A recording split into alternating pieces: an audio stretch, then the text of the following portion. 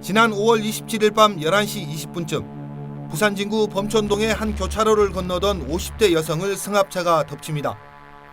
사고 직후 여성은 병원으로 옮겨졌지만 끝내 숨졌습니다.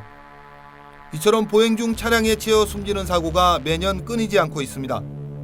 지난 2016년부터 최근 3년 평균 보행 중 교통사고 사망자는 1,570여 명으로 하루 평균 4.3명이 사망하는 것으로 나타났습니다. 이처럼 안타까운 사고를 예방하기 위해 지난 11일부터 부산 지역 대부분의 도로에 안전속도 5030이 적용됐습니다. 시내 주요 도로의 차량 운행 속도는 시속 50km, 이면도로와 보호구역은 시속 30km로 제한하는 겁니다. 삼복도로를 가로지르는 왕복 2차선 도로의 차량 운행 속도는 불과 얼마 전까지만 해도 60km였습니다. 하지만 이제는 최대 30km까지 제한됩니다. 초기 운전자들의 혼란이 우려되지만 편도 2차선 이상과 이하만 기억하면 쉽습니다.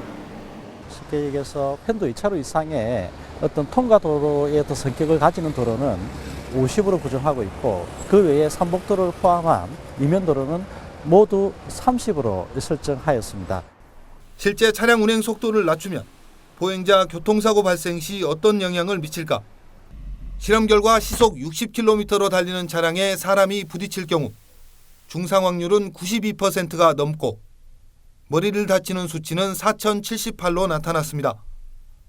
머리 상해 수치가 4,000 이상이면 사망 확률은 80% 이상입니다.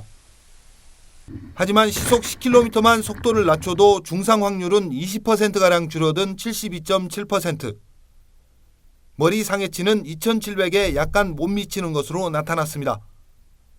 또 시속 30km로 충돌 시 중상 확률은 15.7%, 머리 상해치도 800이 약간 넘었습니다.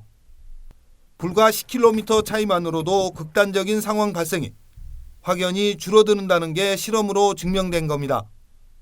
또 실험 결과 차량 소통에도 큰 영향을 미치지 않은 것으로 나타났습니다. 속도를 낮추게 되면 차량과 사람 간의 충돌 시에 소야망 사고 가능성이 30% 감소하게 됩니다. 또한 차량 정체도 오히려 충격파 효과가 감소하게 되어가지고요, 완화할 수 있는. 기존 시속 60km에서 50km로 낮춰진 도로는 중앙대로 등을 포함한 389곳, 나머지는 모두 30km입니다. 다만 번영로와 장산로 등 자동차 전용도로 16곳과 강변대로와 공항로 등 기존 47개 도로는 적용 대상에서 제외됩니다. 제도 시행을 가장 반기는 건 시민들입니다. 좋죠. 속도가 낮은 게 안전하니까. 차가 너무 많이 달리면 불안하고요.